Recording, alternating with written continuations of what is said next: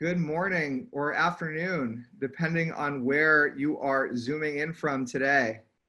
Welcome, everyone, to our discussion of Mourning into Unity and this Reimagine initiative that we're so excited about. If you're just joining us and you have your chat up, as I do, let's hear where you're calling in from. I am calling in from San Francisco. Hello. All right, we got folks in Washington. Hi, Johanna. Seattle, perfect. Idaho, great. This is really exciting. This initiative that we're going to be describing today is something we're really moved by, and think this is going to be a really great part of what we can do together to make an impact, a collective impact over the next couple weeks as the world is just heating up, as we know. So with that in mind, why don't we get going, Dara? Let's go to the next slide. But welcome to the Mourning into Unity Reimagine presentation about how you can get involved. My name is Brad Wolf. I'm the executive director and founder of Reimagine. As you know, Reimagine is a nonprofit organization that is aimed at transforming the hardest things really that we face: death, grief, serious illness, and face those things head on as a community, but with an eye toward the idea that by actually engaging these topics, we might begin to live more fully. We might help people celebrate life and one another all the way through the end of our lives. And so I'm joined here today by our collaborators at Mourning into Unity, Amy Summers, Mary Claude Foster, who may or may not be here, and then Nancy, who's the project manager of Mourning into Unity. We're going to introduce Nancy soon. And then my colleague, Dara Cosberg. Together, we're going to lead you through this presentation and get you up to speed around how you can participate in this really awesome initiative.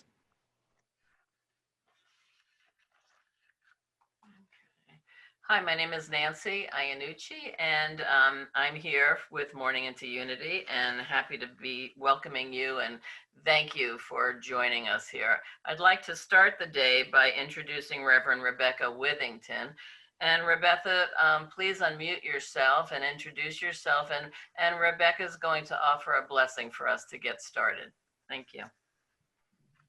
Good morning, everyone. I'm Reverend Becky Withington. I serve a small Christian church in Anacortes, Washington, and am really excited to be part of this effort to make ourselves vulnerable and share our grief so we can come together. Hear now the blessing. Source all, be with us in our grief we mourn. We mourn those who have died after being infected by the coronavirus. Those whose lives will never be the same after COVID-19. Family members, healthcare workers, those whose livelihoods have been destroyed, and those recovered to some extent, but still feel the insidious effects of this illness. Be with us in our grief as we mourn the victims of brutality, the scourge of racism, the ideological chasms that divide us. Hold us all, whatever our beliefs, in your healing light. Reach out with your grace, particularly oppressed, the marginalized, the excluded. All-encompassing love, we know you grieve with us. We know that you long to partner with us in the healing of the world. Its human inhabitants, all those who suffer, all those who lack, all those who don't know love. And in the healing of the planet, the beautiful, abundant life that delights and sustains us all. Strengthen and inspire us. Empower us to draw the world into mourning, into vulnerability so that we may know each other as one and heal the world. May it be so. Thank you so much. That is such a lovely blessing, and that speaks to what we're doing here together. I want to set up the context for this meeting. So this is part of this Mourning into Unity project, is part of our new festival. Reimagine's launching a festival, and if you are here because you saw the email this morning or lately, it's part of a festival called Creating Space. And the idea behind this new festival, which launches October 9th, next week, is that when we went out to our audience, to you out there, and asked, what do you need most? People suggested we need more space for what really matters. Space for mourning, space for grieving, space for healing, space for silence, for action, for listening, for racial reckoning. That though we may be distant from one another right now, and we quote unquote maybe have space, we haven't carved out an intentional place for these conversations that are going to restore us and sustain us and make an impact. And so among the thematic buckets of the spaces we hope to create during this period are spaces for mourning and spaces for unity. And we see a connection between those two spaces. And that's why we were so grateful to meet Amy and Mary Claude and Nancy, who had this concept around how we could combine mourning into unity and launch an initiative that would bring all faiths together and no faith, people of all backgrounds, to host a series of candlelight vigils that Amy now is going to describe. And briefly, I'll just mention the agenda for today. We have, we're talking about this initiative. We're going to share who are our flagship houses of worship that are really leading the charge from across the country, and then how you can participate in addition to these larger houses of worship. The timeline, we're going to talk about how you can be supported in creating your own vigil as part of this initiative. We'll talk about the website and marketing that's going to be supporting you if you're game to participate. And then some of the on-site logistics if you're hosting something that's live versus online. We're going to talk about how Zoom will work if you want to host an online vigil. And then we're going to do a Q&A. So there's a lot to cover, but we're very excited. And I'm going to turn it over now, I think, to Amy. Thank you, Brad. And thank you all for being here this morning or this afternoon, wherever you are. Mary Claude and I started developing this project a few months back when we saw two things happening. One, tremendous suffering that we were seeing with the pandemic, and follow-on suffering, associated with all kinds of other scourges our society faces, and then a rising risk of tension and violence as we approach the end of year and the elections. And we really came to this with this sense that at our best, America is a place where we're defined by our common experience, including our commitment to community and to faith. And each week, millions of Americans attend services at their house of worship or connect with their communities in one way or another and find ways to celebrate life's joys and our losses. And we do this together. But as we all have seen, COVID-19 has changed that. And the horrific reality is that we have lost more Americans in less than a year than at any time since World War II. But during World War II, we grieved together. And this year, we're grieving alone. And, we know that mourning is essential to healing, and it's also essential to feeling a sense of common purpose. So now we're getting close to another arena of common purpose, our national elections. But the threat of social violence we're seeing is growing. So through these vigils, these peaceful, contemplative, healing vigils, the faith community and people of goodwill are going to work together with our medical professionals who have endured so much this year. And we're going to demonstrate the healing power of mourning and our commitment to be one nation. And you see from this call, people are dialing in from Indiana, from New Mexico, from Hawaii, from Vermont, from Seattle. We can be the tapestry that shows how we are woven together. And we're so very grateful for the vision of Brad and the Reimagine team who are making this come together in a space that is both present in person and live. And for those of you who have done projects before with Reimagine, you know how powerful and liberating that can be. And so we're deeply, deeply grateful for their support. And I welcome you all here and thank you for your willingness to work with us. And I'm going to turn it over to Nancy and Brad and Dara to talk more about the specifics of how we're going to do this together in October.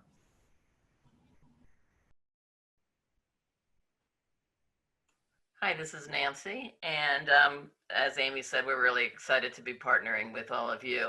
The original vision for this, as Amy indicated, was to involve at least 20 different houses of worship to be what we call the tent poles throughout the nation that will hold online and in-person vigils. And we're just thrilled to see all of you that are also willing to hold individual vigils at your own sites, either in person, online, or whatever chooses you and your community the best.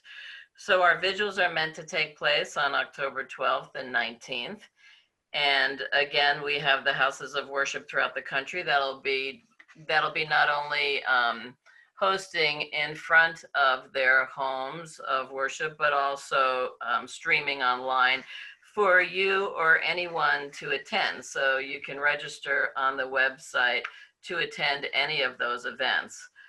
If you do instead create your own event, we ask that it be safe, that's our basic tenet, is that that everything be done in a COVID safe way. So if you're having a gathering outside or inside, please have people wear their masks and you know, simultaneously mourn and protect the people that you have in your presence. Let's see, and then I guess that's enough for me. We're also going to, our intent is that the services be about 20 minutes, or the vigils about 20 minutes.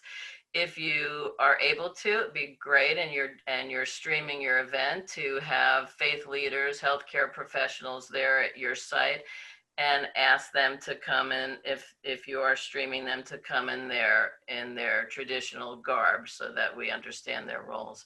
If you're streaming, you'll probably need at least 1 or 2 camera people, and we encourage you to do that so that your Zoom event will be high quality. We have asked interfaith leaders to create an order of service for us. They're in the process of doing that, passing that back and forth amongst themselves until they can get it just right. So as soon as we have that, we're hoping by Monday, we'll also publish that on our site. So we look forward to sharing that with you. Now I'd like to kick this off to Brad, because Brad has all the specifics about your online event, because Reimagine has been doing these, as you know, for a very long time and really have perfected their format. So if your event is solely online, Brad has all the information for that. So here to you. Thank Brad. you, Nancy. Mm-hmm. Yeah, so that's right. So you can choose, you know, we're really trying to inspire you to host a vigil. And it can be, as Nancy mentioned, in person at a site you choose. And we have, as Nancy mentioned, these great houses of worship leading the way, but the vigils can be anywhere you want if they're in person, or they can also just be online, where you can invite your friends and family to tune in to a Zoom room that you host yourselves. And Reimagine, as Nancy mentioned, has been hosting these online vigils really since the pandemic began, every 9th of the month, which commemorates the first reported death from COVID in Wuhan, which took place on January 9th. We've been doing this vigil and really figuring out how to create an online experience that makes sense. And one of the things that we found is just by inviting people to come and gather with candles online and going to this gallery view, by actually inviting people to hold up their candles together and have a moment of silence, you can really create a very powerful space online to connect with one another. And as part of what we're going to be doing together, Dara's going to describe it in a bit, but we're going to be publishing, and actually already have published, a toolkit that lives online that I think we can share the link, Dara, right, during this call, that really walks you through all the logistics and more detail around how you can create one of these yourself. But what's going to happen is you're eventually going to register your event on the Reimagine platform, and then you can invite your friends or your family or your workplace, and then we can all participate together by showing the country that we're united in unity in our sense of mourning. So this is just a photo of one of our vigils right now that you see, where everyone's holding up their candle together at one of the vigils. So Dara, next slide. So the key components, if you're doing a Zoom program, you're going to have a host, and that likely would be you if you're here and you're interested, who really kicks off the vigil and can welcome people. We'll have some tips on how to use Zoom as well. And we also suggest that the host is there to, if there is a, so in some cases at the House of Worships, for example, the events are both online and live. So at the House of Worship, there will be a separate experience set up online that then there'll be like a host like I'm describing, and then that host will all of a sudden cut to the vigil to show the live vigil happening at the House of Worship. So if you want to do something complicated like that, you're welcome to, where there's cameras that are based on the folks at the House of Worship.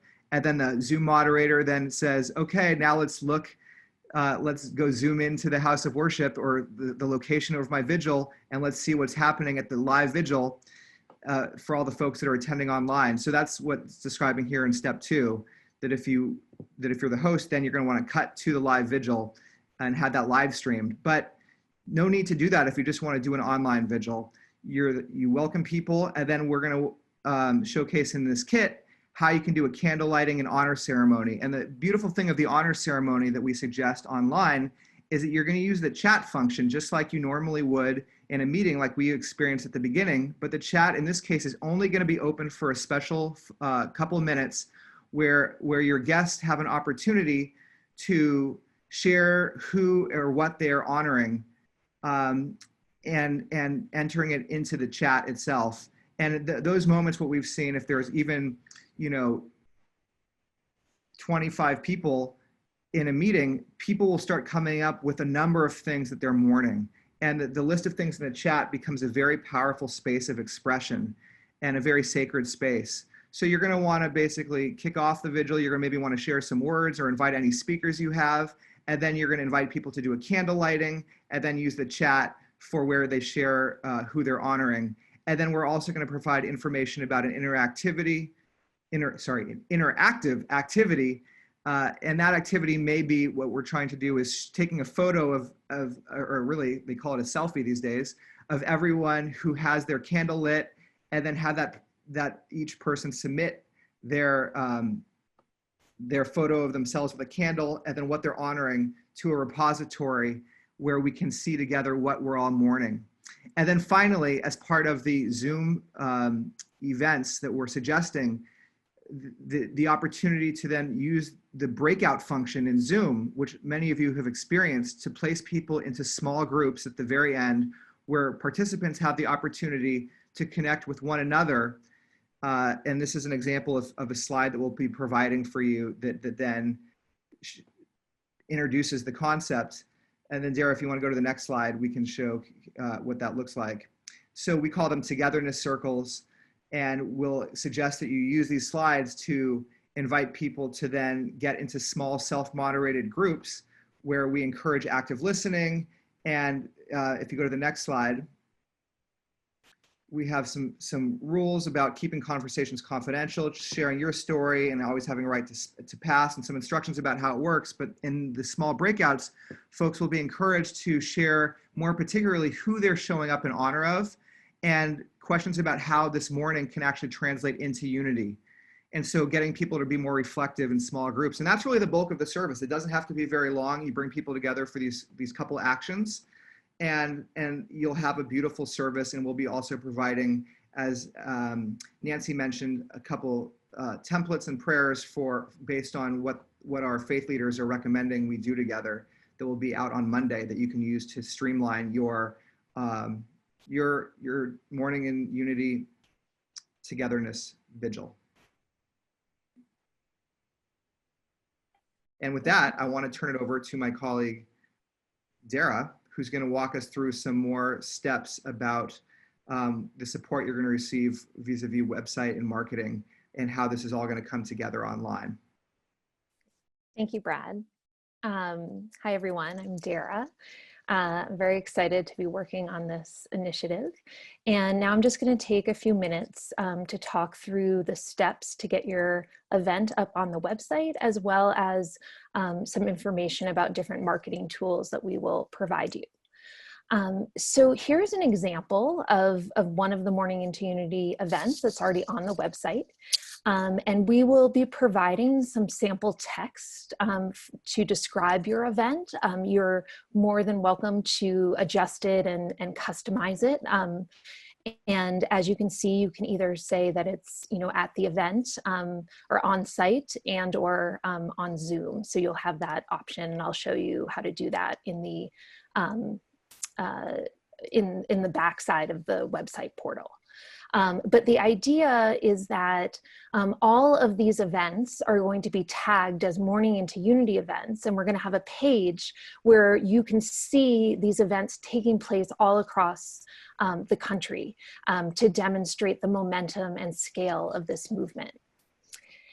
And just in terms of next steps, and I will be providing all of these links both in the chat in a bit, as well as in a follow-up email, but you will have to submit a short application and to just get yourself into the system, and then we will be in touch soon to send you a link to the website portal where you'll actually be able to update or add your event, make updates, as well as download the emails of the people that have registered. So what I'm going to do now is actually stop sharing this screen and going in to the website and the portal to just show you what it looks like. And the cool thing is, as Dara's pulling that up, is that by having all the events listed, we're hoping that folks from across the country who live in one location might then be able to attend a vigil from somewhere else in the country, to really get a tableau of how America works, to be able to zoom into a Jewish service in San Francisco or an Episcopalian service in Florida, to really get a sense of like the different voices in our country and how we mourn. So that's going to be the invitation, whether or not, it's a grand experiment to see how this works, but we would love your participation in bringing your own voice to bear on this, whether by, as we're suggesting, by creating one, or by bringing your friends or community to one of these existing vigils. So Dara, keep going. Great, yeah. So this is just an example of seeing all the events, and you probably all saw this already, but just to say that we do have a website page dedicated to the Mourning into Unity project. And this is where you will find, and again, I will send you a link to this afterwards, is that we have this handy dandy toolkit, which will be updated on an ongoing basis as we add more resources. So I would just, as you have questions, this would be the place that you would go to hopefully have most of those questions answered. And now I'm just going to show you how to set up your event on the back end. So the first thing that you're going to want to do is register if you haven't already hosted an event at Reimagine.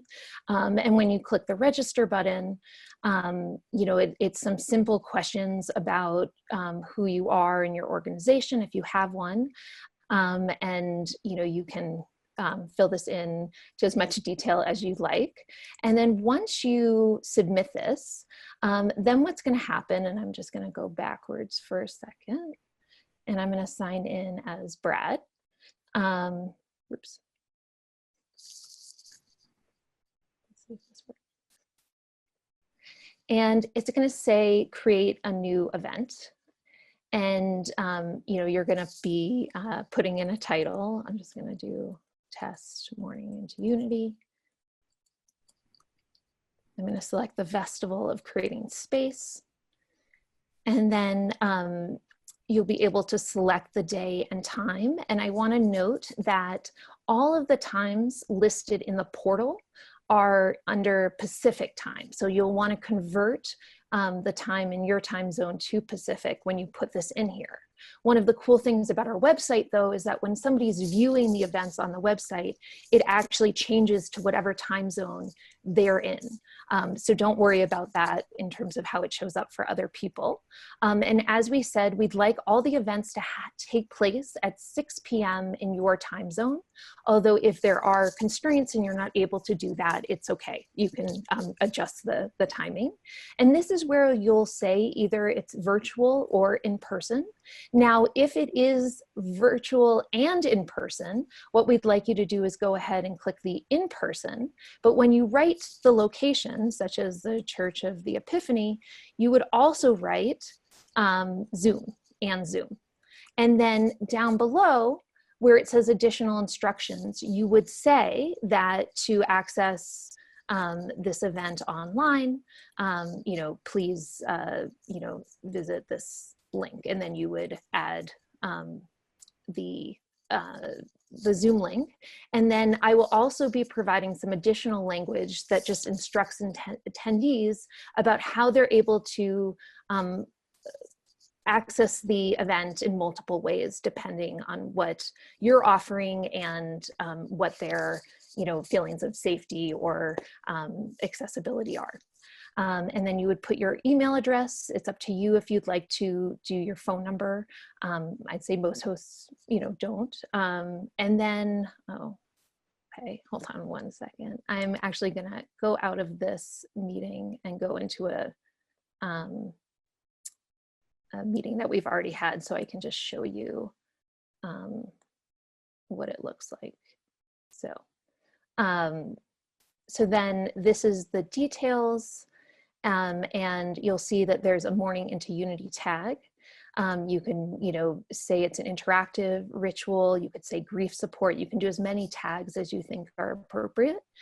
You'll want to add an image, and we recommend, especially if you're doing on-site visual, doing it of the location where you'll be hosting it.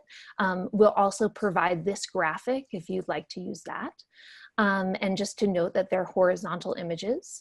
Then we'll be providing some sample teaser and long description language. For the event itself, I assume that you'll probably do it for free.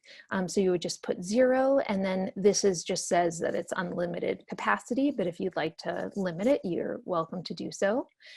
And then once you've actually done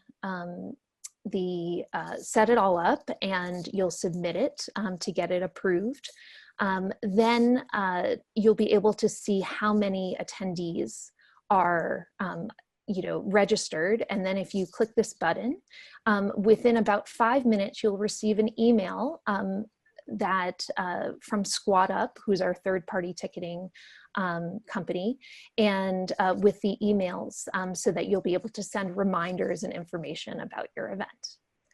So I know that was a lot of information, and we will be providing this all in words and graphics to make it as easy as possible. But after you've done it once, it's quite quick to do in the future.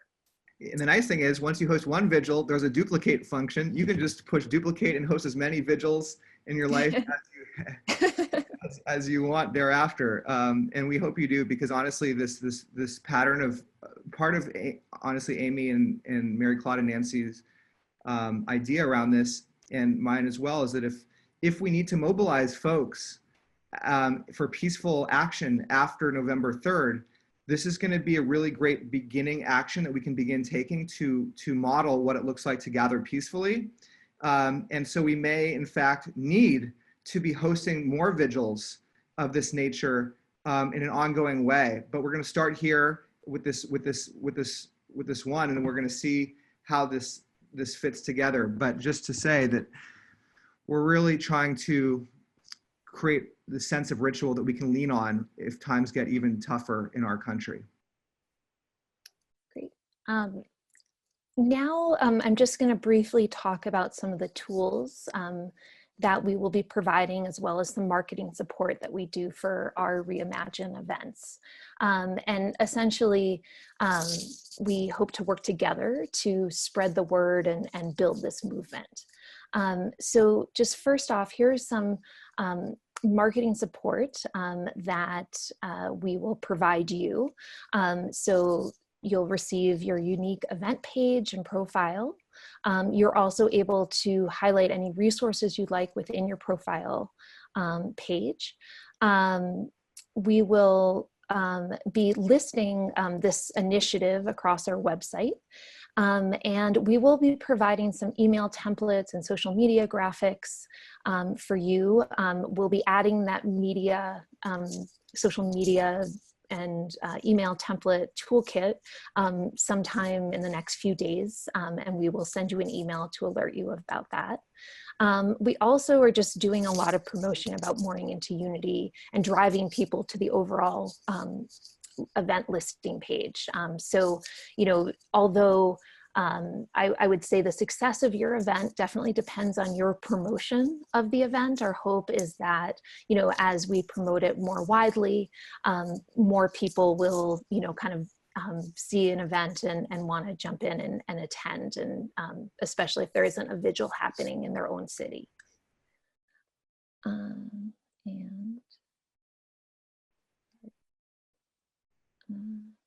Yeah, and so as you know, here are kind of our recommendations in terms of email templates, sending an invitation, a reminder, a confirmation to participants, and a thank you.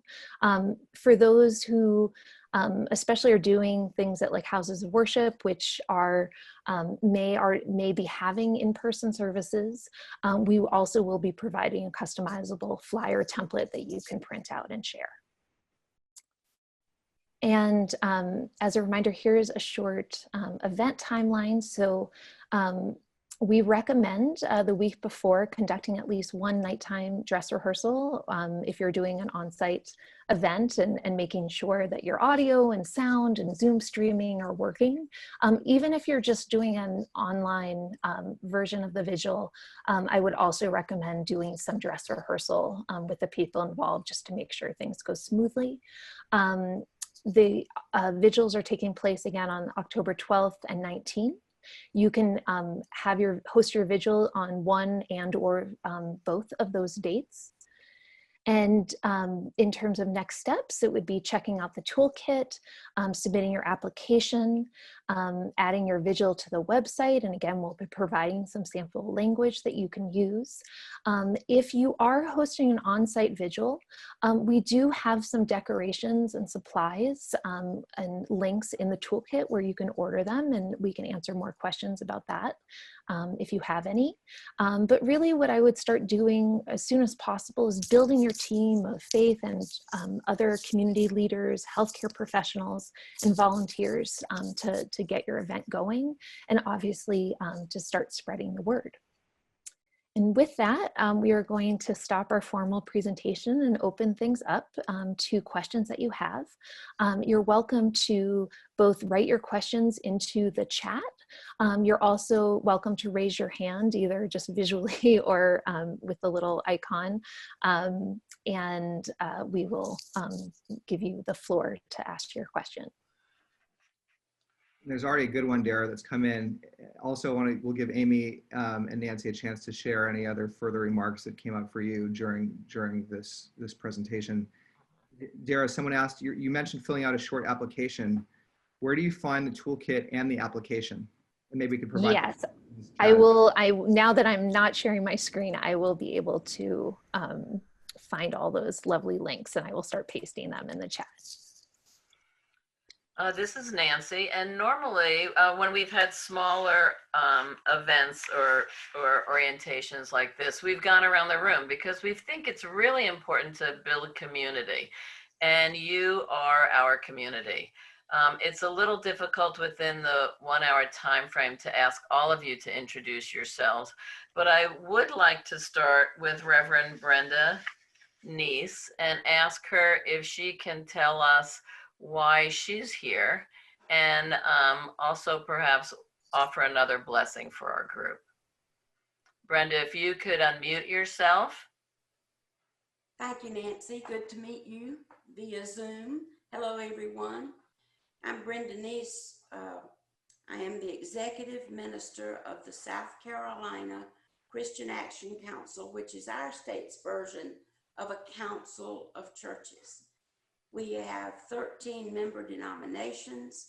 Through those denominations, we are indirectly relating to over 4,000 congregations in our state, Black and white, Hispanic. Our membership is probably about 50-50 in terms of humans, Black and white, with a few Hispanic and Asians. And our leadership is shared, and we have about 1 million of South Carolina's 5 million citizens related through this large organization. And we are celebrating this year our 70th year of social justice advocacy. I'm finishing in 1 month my 21st year. And my very first year was when South Carolina, the council, co-sponsored, and we got 40,000 to 60,000 people to march on our state capitol to demand that the Confederate battle flag of Virginia be taken off the dome. So that's how my 21 years started. I can't think of a better way to bookend 21 years of working for unity among all religions and those who claim no religion. We work for unity and harmony, and we advocate for social justice. Never in my life, in fact, I was thinking this morning, probably in the history of the nation, we are engaged in the most uncivil war of wills and of wants and of battles to have it my way and not care about yours. So to have this opportunity to share with our churches, and we don't have many that have committed, but Amy, you'll be glad to know, a lot of them are trying a way to do it their way. And maybe I'll have a list, but I don't know that they're all going to sign up. That's but great. It's so important to remind people and to give them an avenue, a way to have handles to hold on to, that when you're as deeply wounded as we are, sadness is the proper emotion that can lead us to healing. So just being able to see all of your faces and to know that we share that desire for healing in our country, in our communities, in our families, and in our own hearts is so important. I wouldn't be anywhere else today. So thank you for letting me be involved.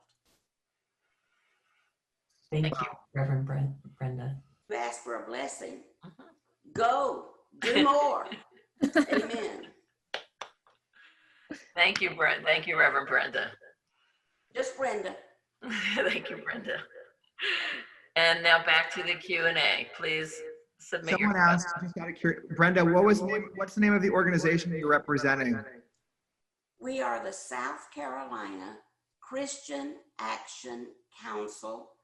We are in our 87th year, but we have been in social justice advocacy. We called it 70 years ago, human justice. So we've been doing this together with a lot of friends and coworkers in the state for 70 years. South Carolina Christian Action Council, our state's version of a council of churches. And Brenda is a great example, and I'm hearing an echo for some reason, but that's okay. Brenda, you know, your words, first of all, are so inspiring and really strike at the heart of what this is all about. And you are an example of someone in our country, you know, that people on this call may not have known about. And there's a number of folks like you who have other voices, powerful voices, that we hope to bring together, that we hope that we can then be able to hear a Brenda. I mean, I'm so grateful to have this experience this morning, to hear you share these words with us, and for all of us to be able to hop on a Zoom or on our website and then look through these different places of worship and be able to attend something that you might be putting on in your state. And that you out there who are considering hosting a vigil, other folks, you know, in your community might attend, or maybe folks from elsewhere might have the opportunity to join you. And Dara, I'm going to ask you some questions that are coming up in the chat and see if we can create a joint response here. But here's the question for the group. Can the vigil be held on Tuesday, or must it be on a Monday? Yeah, I'll take that one. This is Amy. First off, every time I hear Brenda speak about our project or what she's seen or what she's done, she brings me to tears. So thank you, Brenda, for doing that once more. And as Reverend Becky started us off talking about the need for vulnerability towards one another in order to heal, I think those are two bookends to remind us of what we're about. On a more prosaic level, the question is, do we have to do events on Mondays, or could we do them on Tuesdays? And again, referring back to Brenda, she said, do. So that's our mandate, to do. And if it means that it has to be on Tuesday for you to do it, then please do it. Do it on Tuesday. Our, initial goal, of course, was to create a tapestry showing the richness and the diversity and the unity of America. And by acting on a single night, that's reinforcing. But if it means for you that you wouldn't be able to do the project, then do it on Tuesday. I also got it. Thank you, Amy. That's seems like the perfect response to that question. And thanks for Brenda for setting that up for us. Can all the links, this is privately, can all the links for the application toolkit be sent to our emails? Dara, can we follow up? Yes, I just wrote in the chat that all links will be also emailed. Yeah, I'll be sending a follow-up email with this recording. So if you want to reference anything that was discussed on the call, you can, as well as the toolkit and the application, so that you can get started. So I would love to see, by a show of hands of those that are on the on your videos, how many of you are considering hosting your own vigil as we speak here? All right, Awesome. Fabulous. And then how many of you are excited to attend one? Okay, fabulous. So we have some potential attendees. Are there any other ways that folks can support the initiative, Dara? I mean, in terms of volunteering or anything else? If people are very comfortable with Zoom and or would be interested in learning how to use Zoom more, some of the sites will need some extra support in managing the online Zoom. So if you are interested, I will put my email address here, and we can have a chat and see if there's a good event for you to help with. My email address is dara@letsreimagine.org.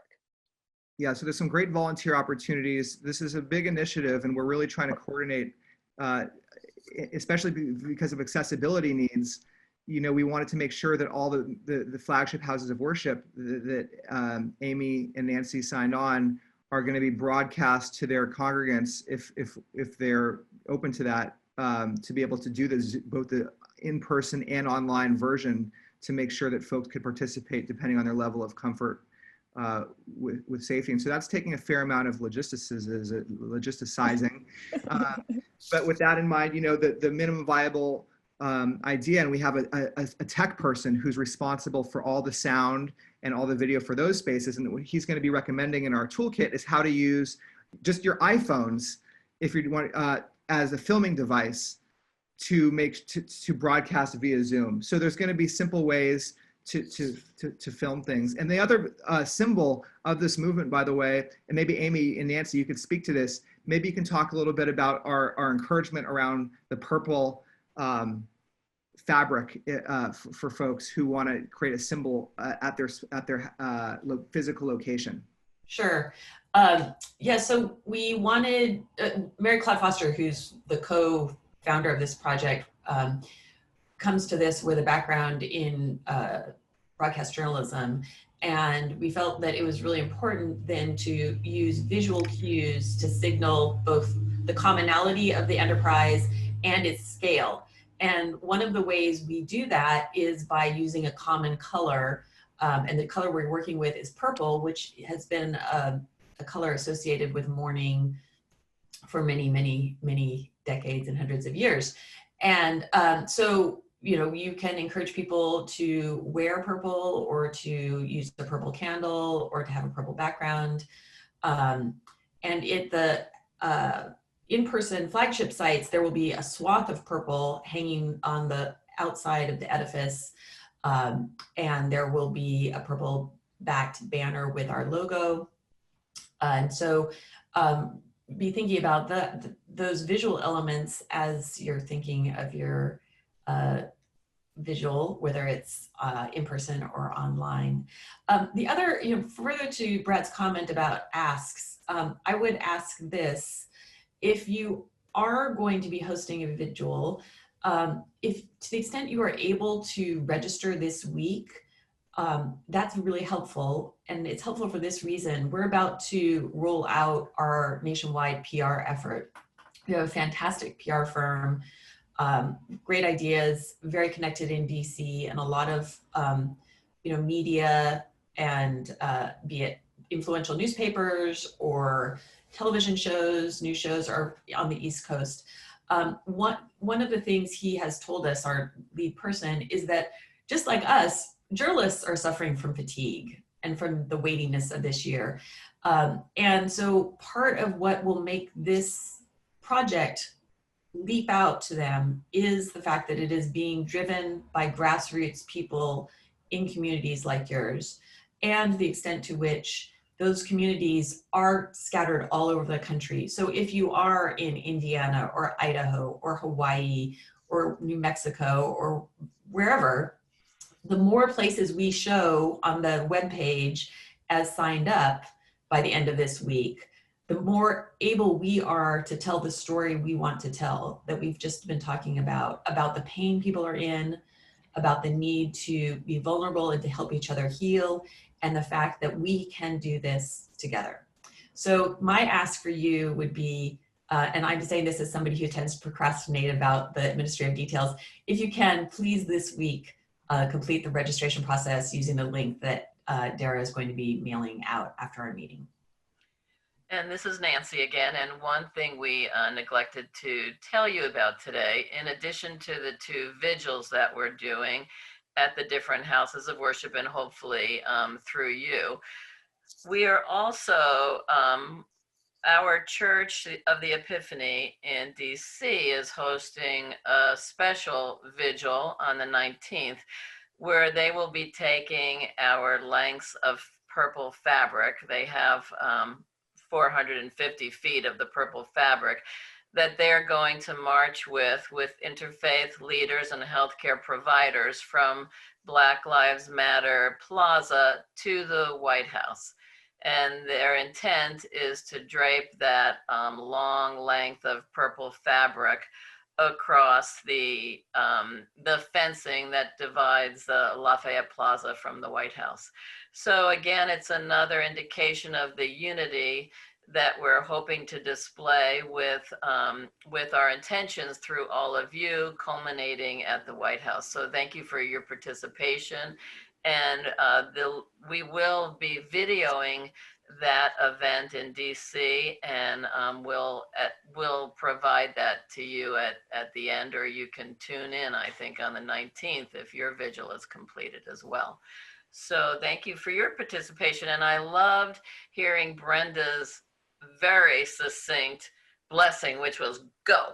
And I hope all of you have been inspired, are enthusiastic, and are ready to take this to your friends, family, any of the people that you can think of that would be willing to participate in what we think is a really worthy effort. So thank you from Mourning into Unity. Yeah, thank you so much for being here. Just to also say, in terms of the creativity that we're seeing come out of this, folks are recommended to potentially show up in their cars at different sites and participate vis-a-vis their vehicles. That was an idea that Amy and Mary Claude had from looking at other successful gatherings. Amy, do you want to share about that and also St. John the Divine? And what they're doing in the second vigil, just so to spark people's imagination around the creativity that's happening in sites? So one of the faith leaders from the Poor People's Campaign talked to us about a project they did around the social justice protests that started in June. And going back to Nancy's point about safety, what they did was have faith leaders outside the house of worship, and they had participants come and park their cars together in one place. And that was during the day. So people decorated the cars with pictures of people who had died in police violence. And then at the end, they processed around. What we're talking to some of the sites about is, do they have a parking lot where people could come and have their cars decorated with lights? Because of course, this is a candlelight vigil. So can you imagine how visually resonant it would be if you had 50 or 100 cars parked together, decorated with lights? People could turn on their headlights at the point where people light candles, and people then could be watching the online stream, but also look to their left and look to their right and see people around them all engaged in supporting in a safe way this act of communal mourning.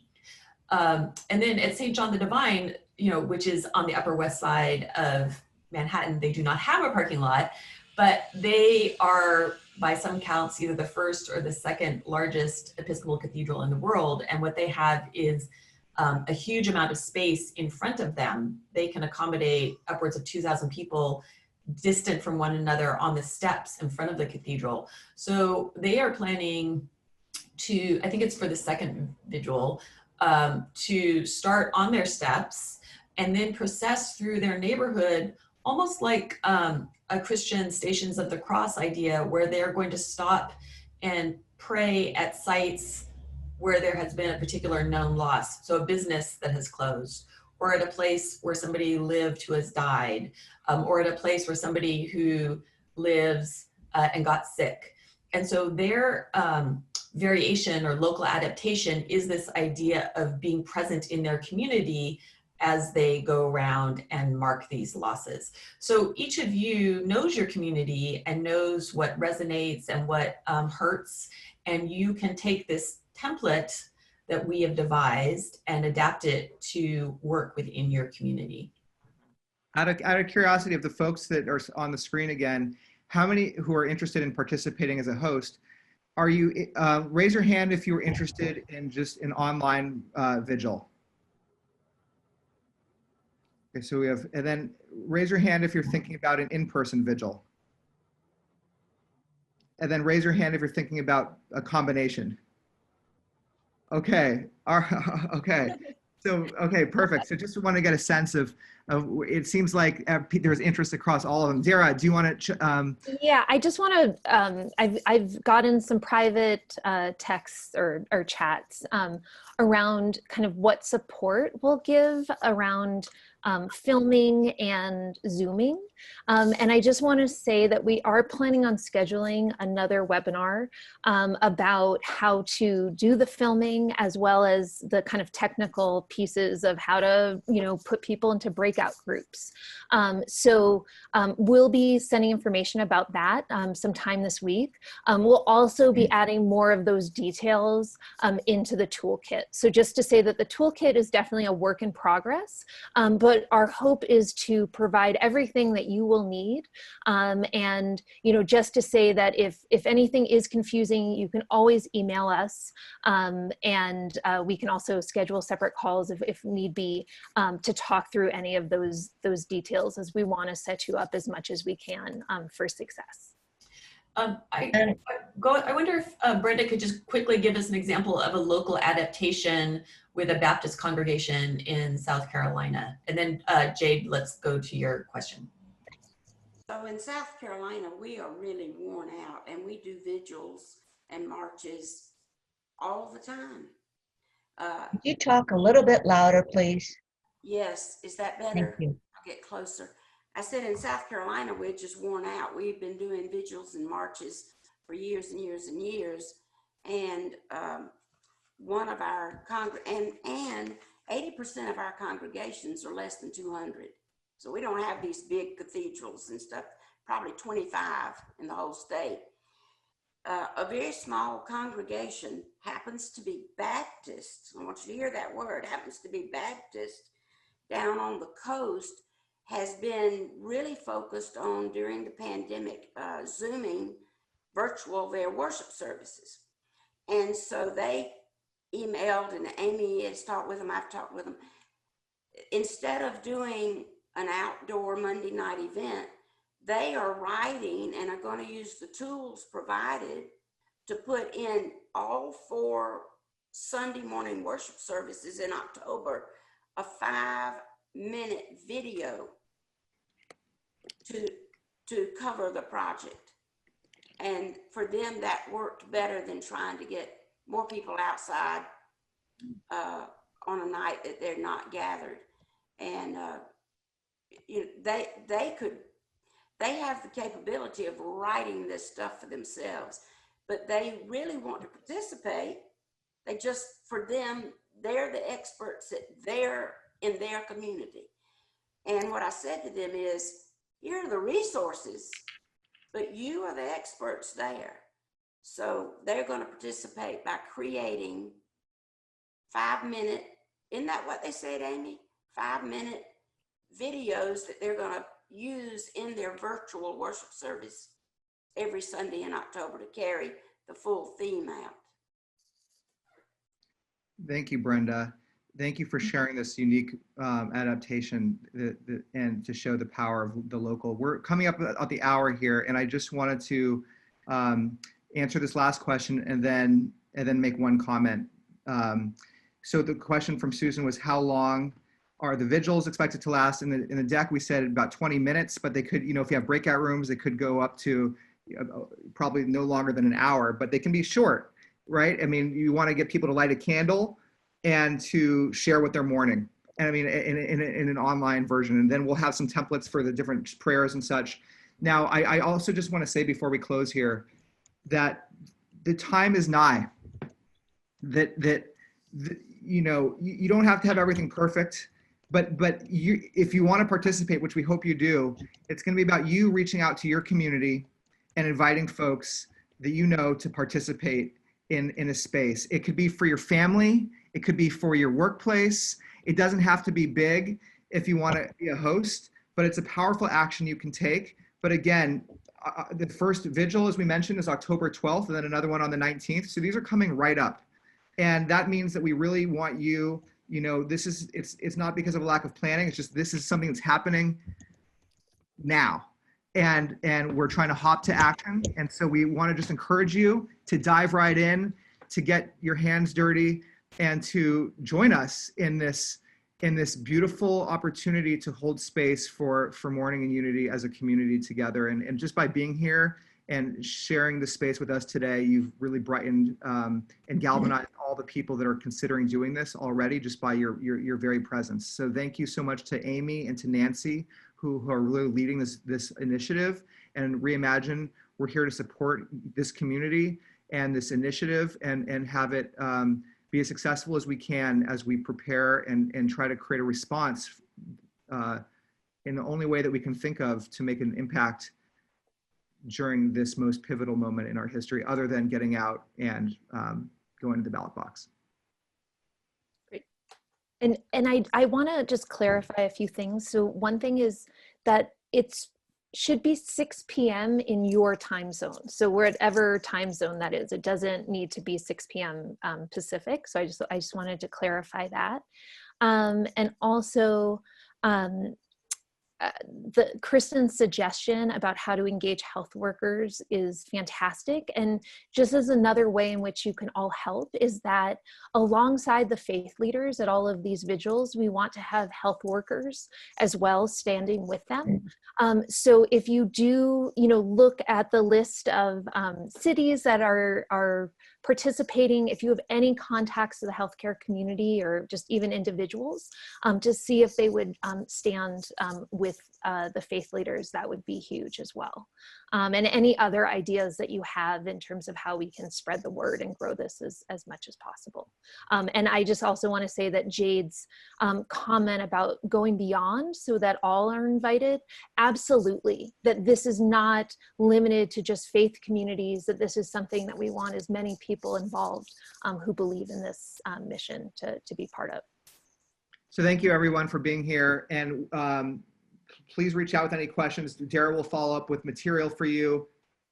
Have a great rest of your day, and together, Mourning into Unity will be with you soon as part of the Creating Space Reimagine initiative. Talk to you soon, everyone. Bye now. Thank you all. Thank you. Bye. You guys did a great job. Thank you so much. Thank you for being here. We love to hear your voices at the end. If you want to unmute and just say bye, it's just nice to see. Yeah, let's everyone unmute. Yeah. Bye, so- thank you. Thank you. Thank Take you. care, everybody. Thank Have you. a wonderful day. Thank you so much. Resources. Beautiful, beautiful work. Yes, Yes. really Yes. great way to come Blessings together. to you.